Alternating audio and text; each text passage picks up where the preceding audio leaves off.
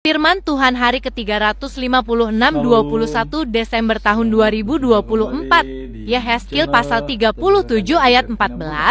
Perikop, lembah tulang kering. Firman Tuhan pada hari yang ke-356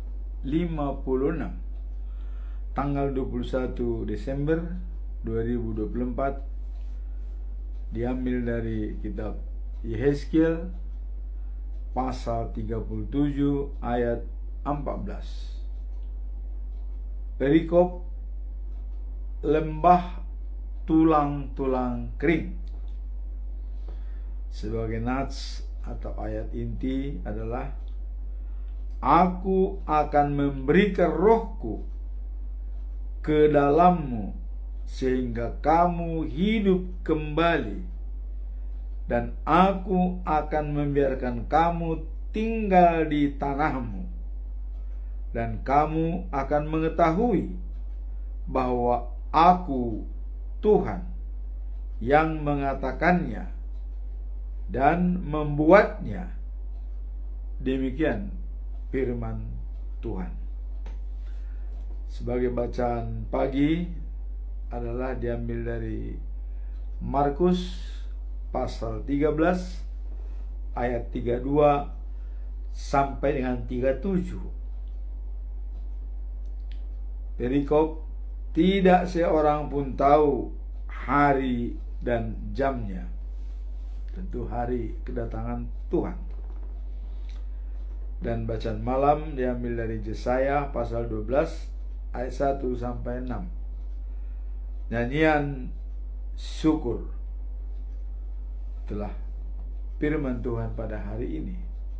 Dan sebelum kita masuk dalam perikop hari ini, kita biasanya tetap mengambil pedoman kita selama bulan Desember, yaitu dengan topik kenakanlah perlengkapan senjata terang, dan dijabarkan dalam Yohanes pasal 1 ayat 9.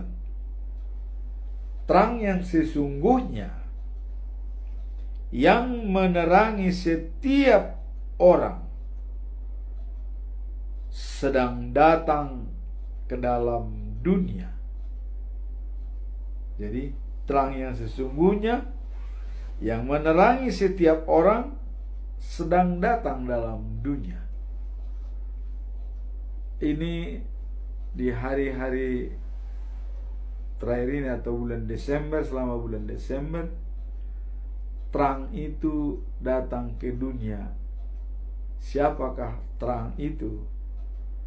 Itulah Yesus Kristus. Dan Allah sudah berfirman, begitu besar kasih setia Allah kepada umatnya, Ia mengirimkan anaknya yang tunggal, supaya siapa percaya kepadanya tidak binasa, tapi beroleh hidup yang kekal. Jadi terang yang dikirim tersebut adalah untuk membuat hidup kita menjadi lebih baik. Artinya terang itu menjadi penuntun kita dalam menjalani kehidupan sehari-hari. Nah, dalam Yohanes 1 ayat 14 dikatakan, Firman itu telah menjadi manusia dan diam di antara kita, dan kita telah melihat kemuliaannya, yaitu kemuliaan yang diberikan kepadanya sebagai anak tunggal Bapa, penuh kasih karunia dan kebenaran. Nah, jadi anaknya yang tunggal itulah yang menjadi terang bagi kita, terang dunia, untuk menghindari kita dari belenggu-belenggu kegelapan. Ini berkumandang terus selama 1 bulan ini, bahwa terang adalah penuntun kita untuk menuju life after life, atau kehidupan setelah hidup saat ini. Nah, kemudian lebih jelas lagi bahwa terang yang sesungguhnya itu adalah Yesus. Dan ini sudah dinyatakan oleh Yesus dalam Yohanes pasal 8 ayat 12. Ya. Pasal 8 ayat 12 dikatakan bahwa akulah terang dunia. Barang siapa mengikuti aku, ia tidak akan berjalan dalam kegelapan, dan dia akan memperoleh hidup yang kekal.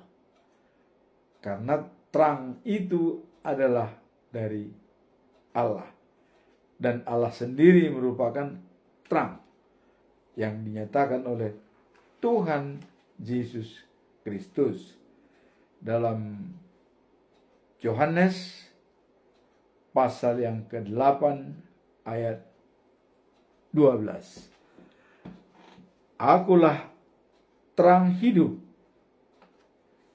dan barang siapa mengikuti aku tidak akan berjalan dalam kegelapan.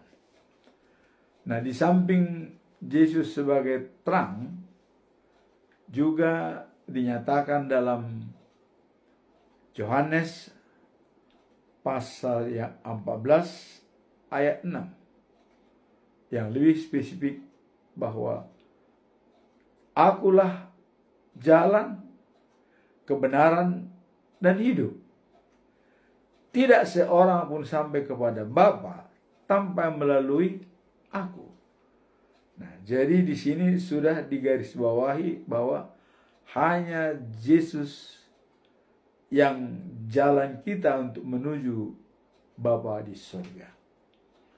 Jadi tidak ada jalan lain, hanya Dia.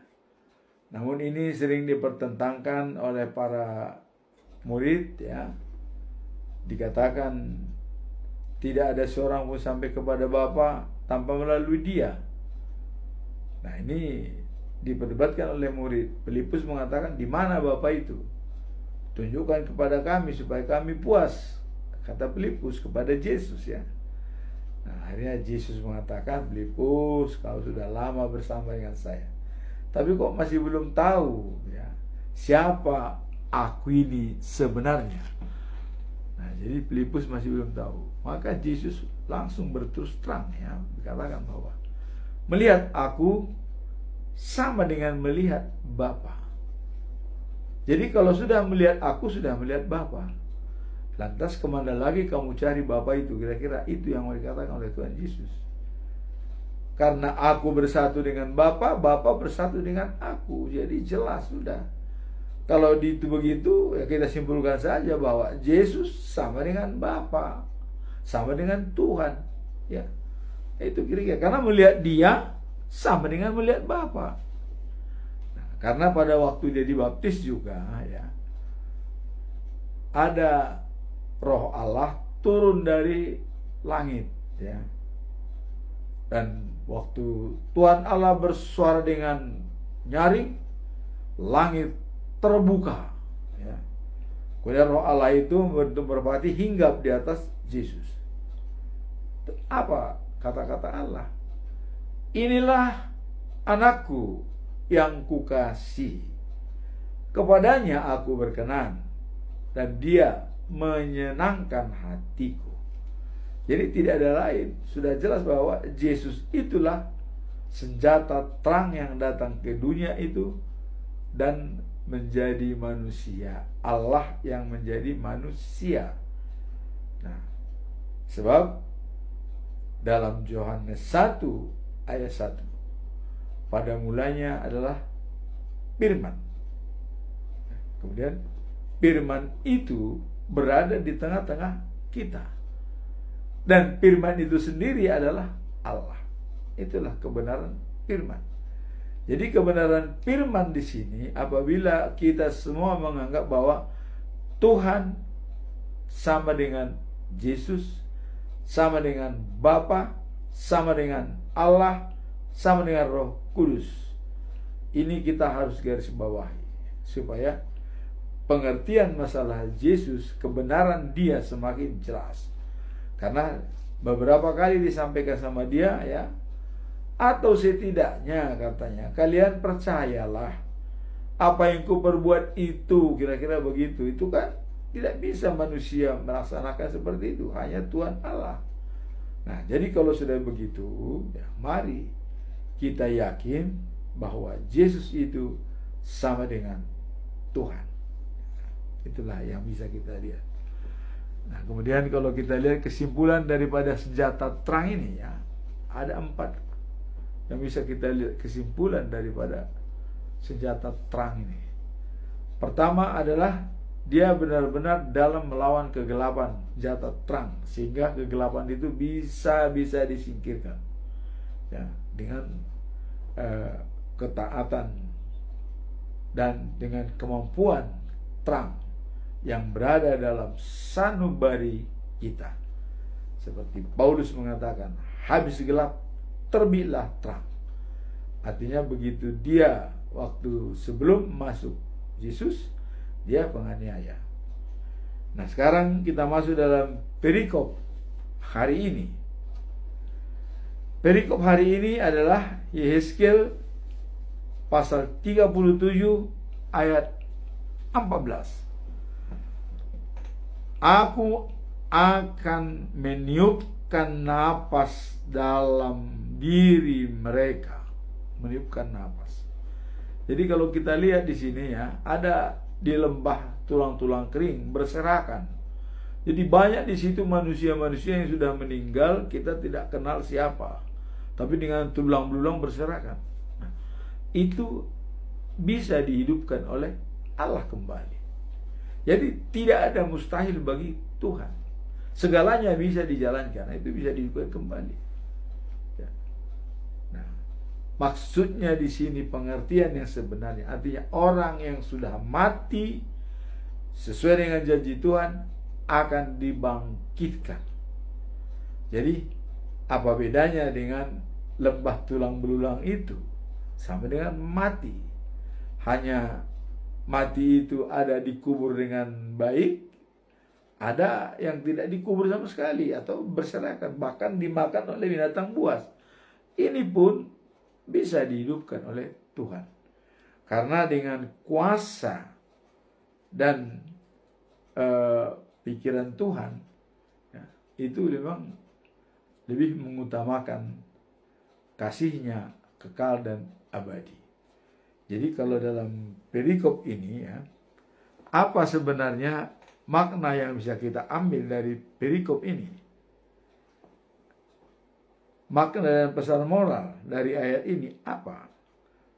Ayat ini menyampaikan pesan yang di dalam tentang pemulihan dan harapan yang diberikan oleh Tuhan kepada umatnya.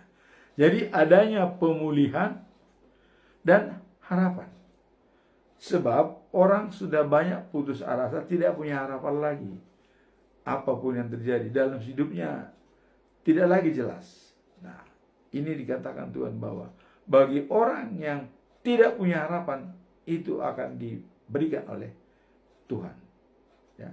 Artinya, karena dalam Roma 12 ayat 12 dikatakan, bersukacitalah dalam pengharapan, ya, dan sabar dalam kesusahan atau tabah, dan tekunlah berdoa. Nah, jadi inilah jawaban Tuhan masalah ini, bahwa Dia akan memulihkan situasi yang tidak menentu. Tuhan akan campur tangan, dan yang sudah mati akan memberikan kehidupan baru, ya, melambangkan janjinya akan pemulihan bagi Israel yang terpisah. Jadi dengan adanya mengembalikan, menghidupkan orang yang sudah mati, sudah bau malah, itu adalah dalam rangka pemulihan janji Tuhan kepada bangsa Israel. Karena Tuhan punya janji tentang hal kehidupan di News of Jerusalem. Nah, kalau Tuhan tidak punya janji, mana mungkin Tuhan membuat Yerusalem yang baru, langit yang baru, dan bumi yang baru. Disitulah tempat manusia-manusia yang sudah lama ini diperbarui kembali. Bahkan katanya, dari saat kedatangan Tuhan memang tidak tahu hari dan jamnya.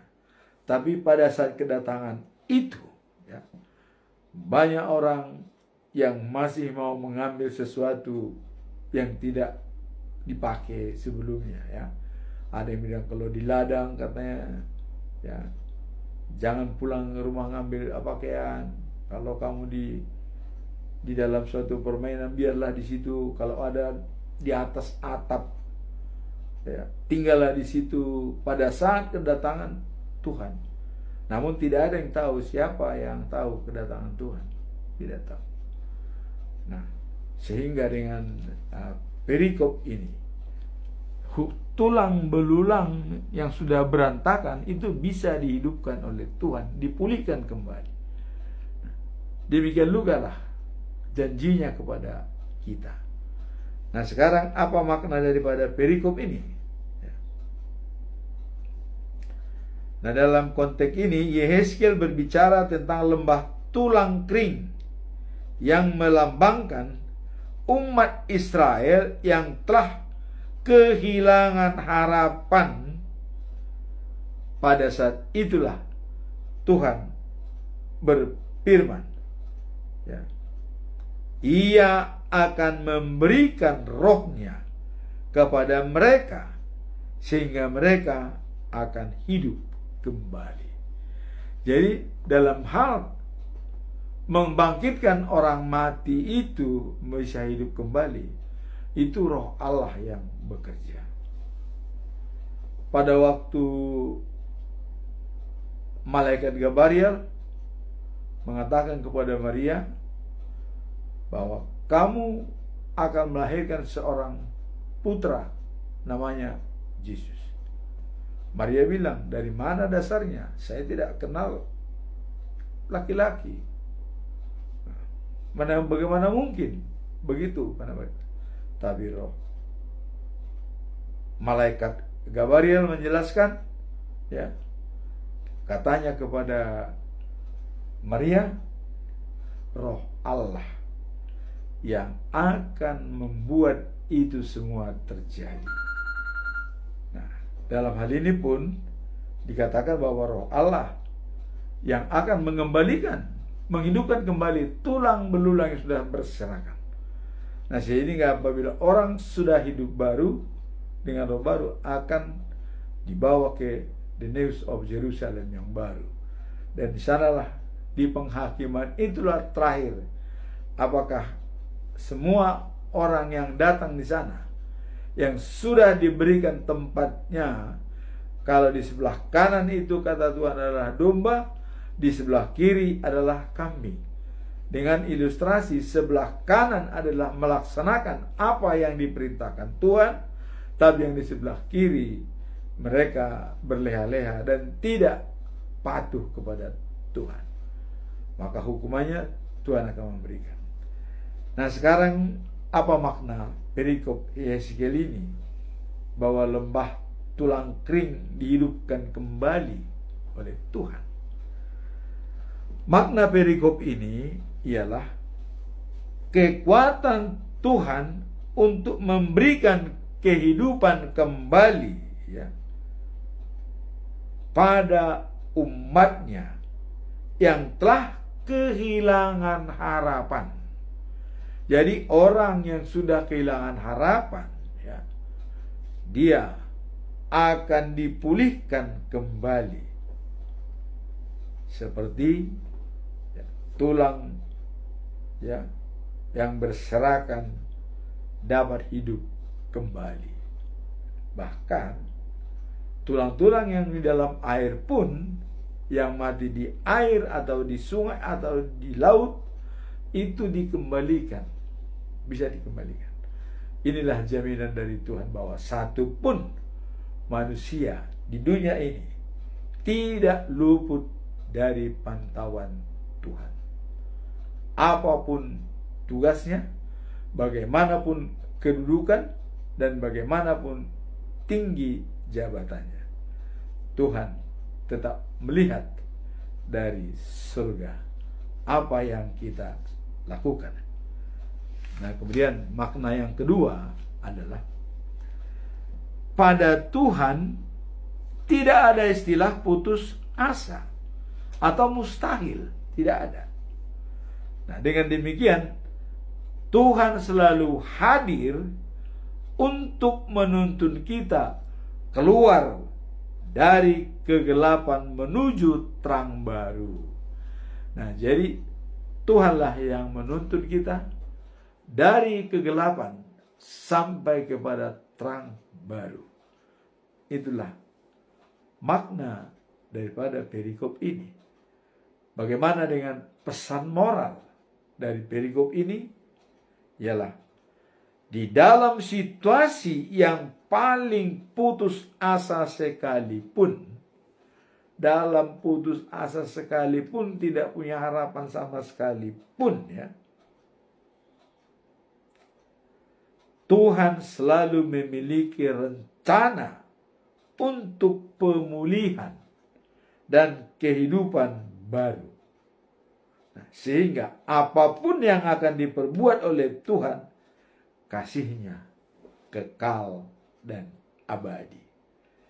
Baik itu diberikan cobaan atau ancaman jiwa atau kebaikan, selalu mewujudkan kasih-Nya kekal dan abadi.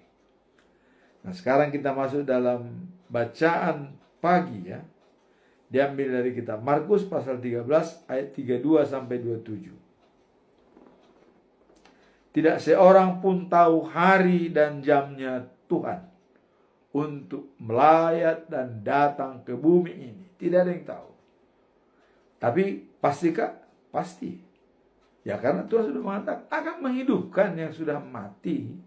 Baik pun tulangnya berserakan atau tidak ketahuan lagi bagi manusia. Itu mustahil, tapi bagi Tuhan tidak ada yang mustahil.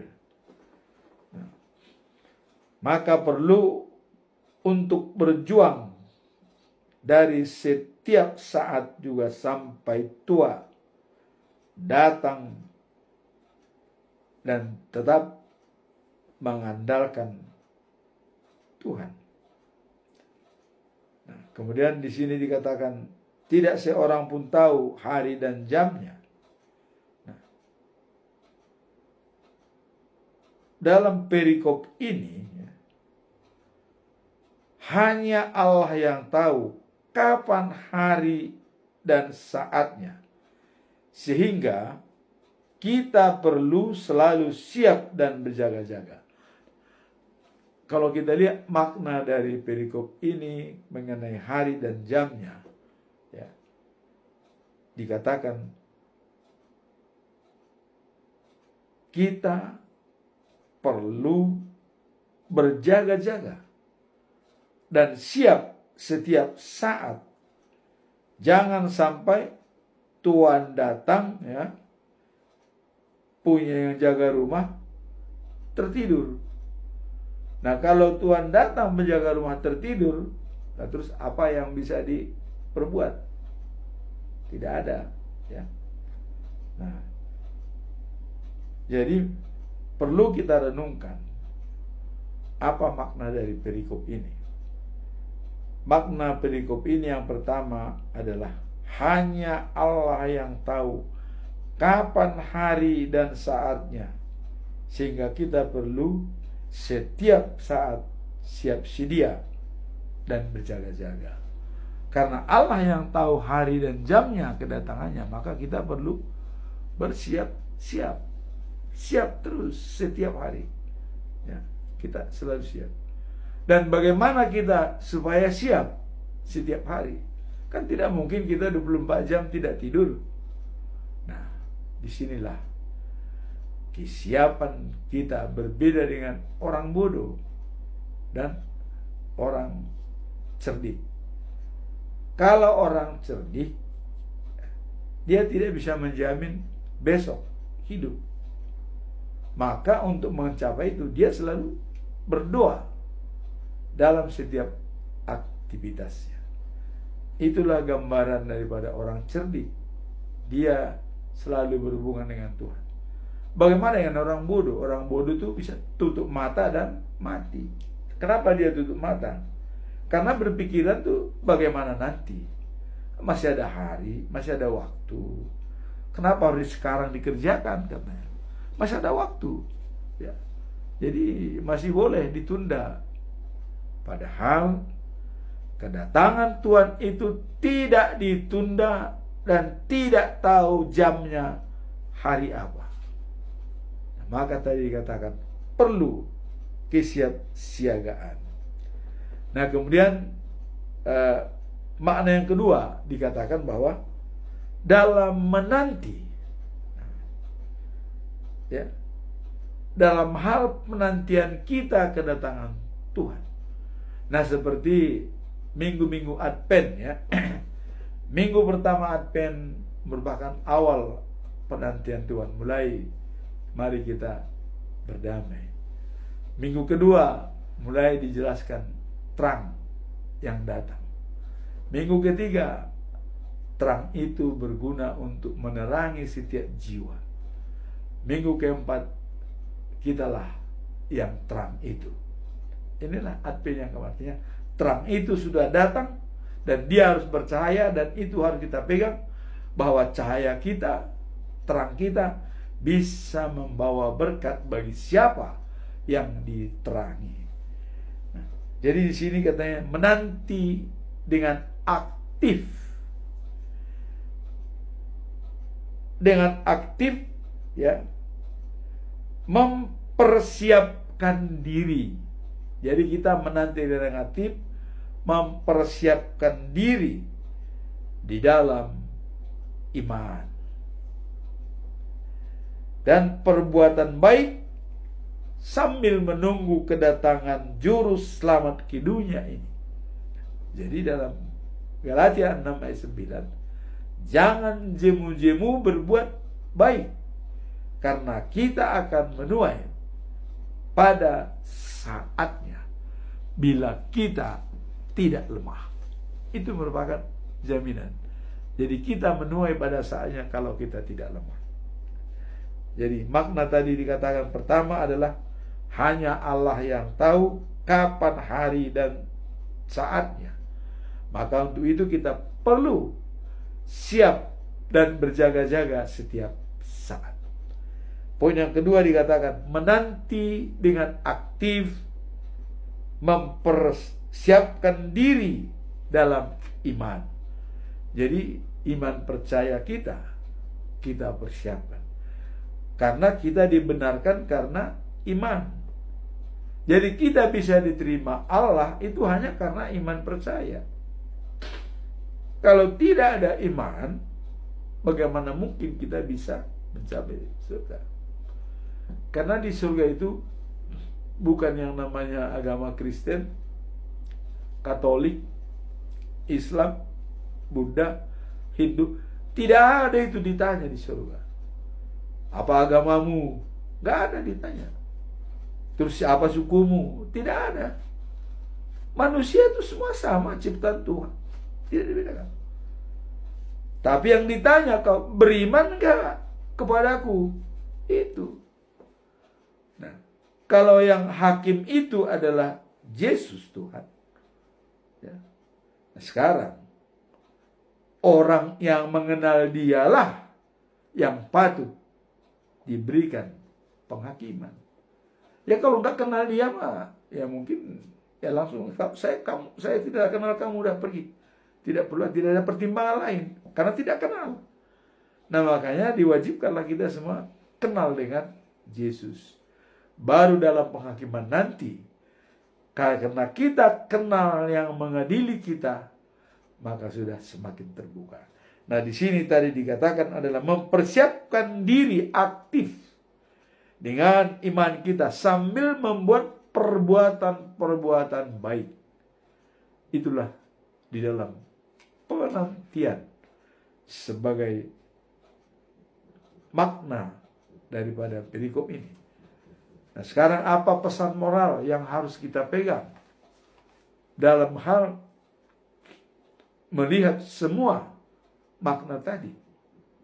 Pesan moralnya adalah kita diajak untuk berpikir, ya. Diajak untuk berpikir apa yang akan terjadi, ya, bila waktunya tiba. Nah, dengan berpikir nantinya bagaimana, dan bukan bagaimana nanti. Jadi kita diajak untuk berpikir, ya, dalam hal pesan moral pada saat ini, nantinya bagaimana. Jadi sebagai pesan moral di sini adalah kita diajak untuk berpikir apa yang akan terjadi. Jadi sebagai pesan moral, kita diajak untuk berpikir apa yang akan terjadi bila waktunya tiba. Jadi di sini dikatakan kita mempersiapkan diri. Artinya jangan sampai berpikir bagaimana nanti. Ya, artinya kita lihat aja. Oh, itu tidak boleh. Harusnya nantinya bagaimana? Kalau dia datang tiba-tiba menjemput kita, kita siap. Artinya tidak lagi ragu kapanpun waktu tiba untuk menjemput. Ini yang mau dikatakan dalam pesan moral daripada perikop ini, bahwa lembah-lembah kering, tulang-tulang sudah berserakan, itu dihidupkan oleh Tuhan kembali. Jaminan bahwa harapan bagi orang yang sudah putus harapan, dikembalikan harapannya oleh Tuhan. Dan kuncinya percaya dan datang kepada Tuhan. Sekarang kita masuk dalam bacaan malam, diambil dari Yesaya 12 ayat 1 sampai 6. Ini nyanyian syukur. Nah, dalam ayat ini, ya, pujian dan syukur kepada Tuhan. Dan dalam ayat ini, ya, Paulus, ya,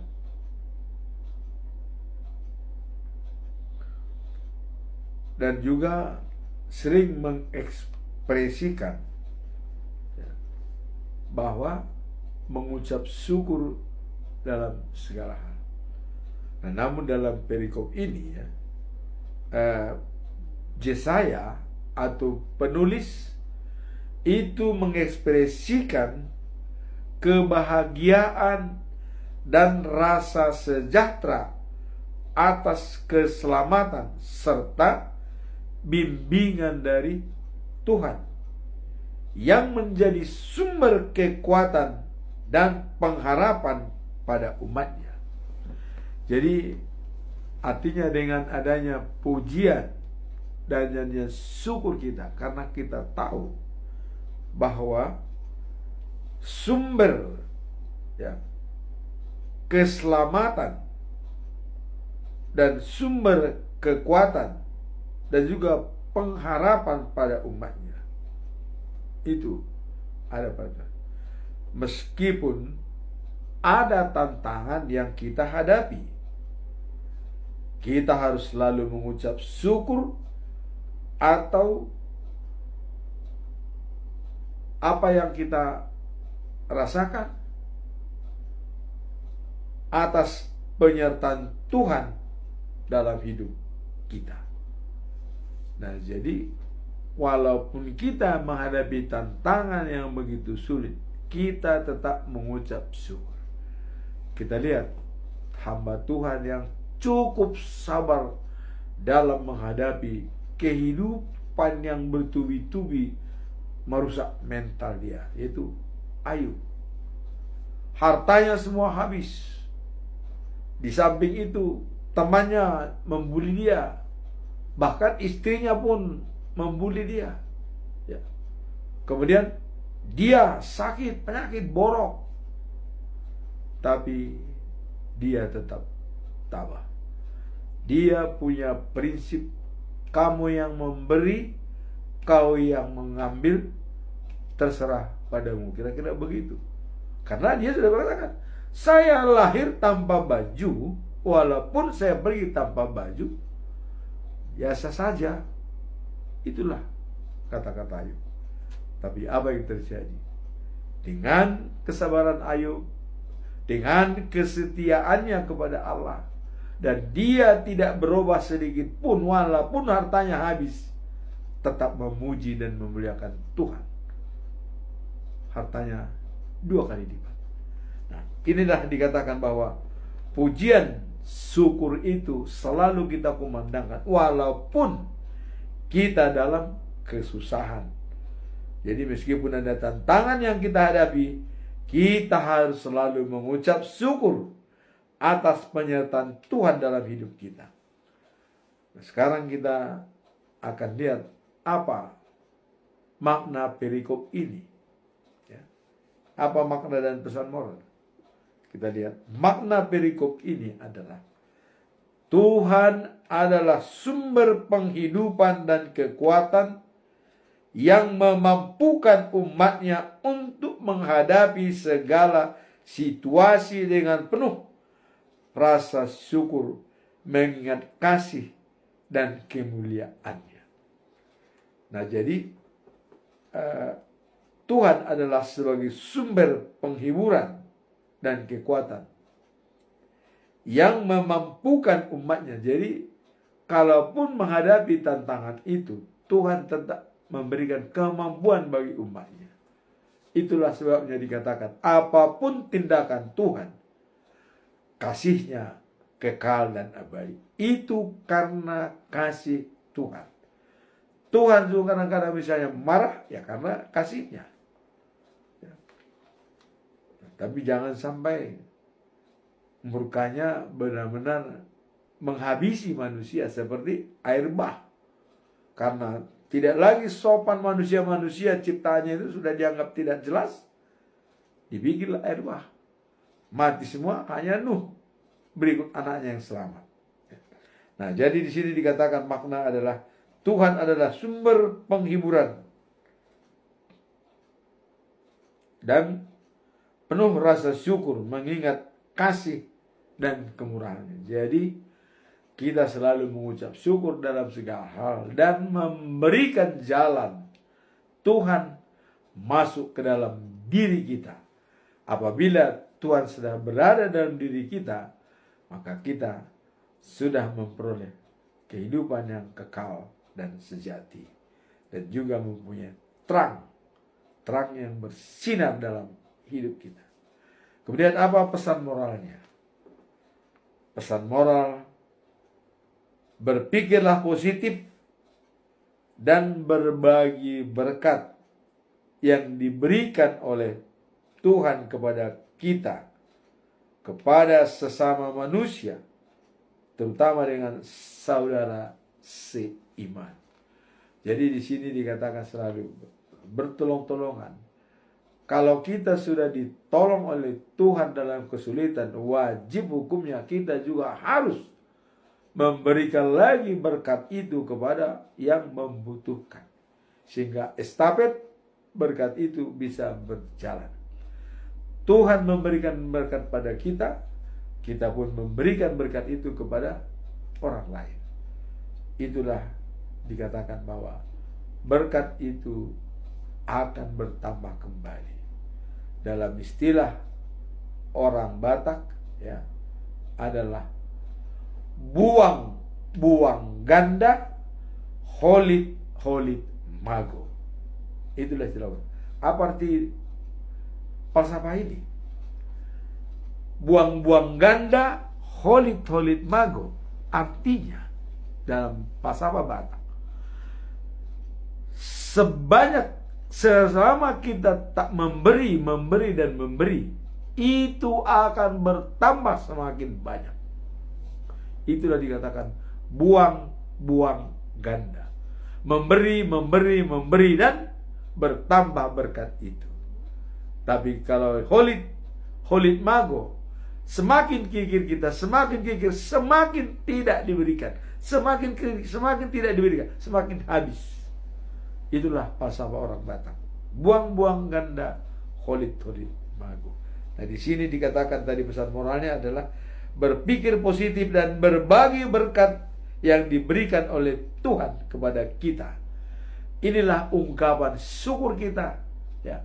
Dikatakan oleh Yesaya, nyanyian syukur, ya, dalam ini pujian dan syukur kepada Tuhan, ya. Dalam ayat ini penulis mengekspresikan kebahagiaan dan rasa syukur atas keselamatan serta bimbingan Tuhan.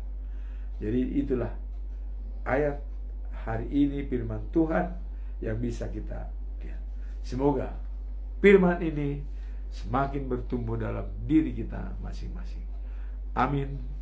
Tuhan memberkati.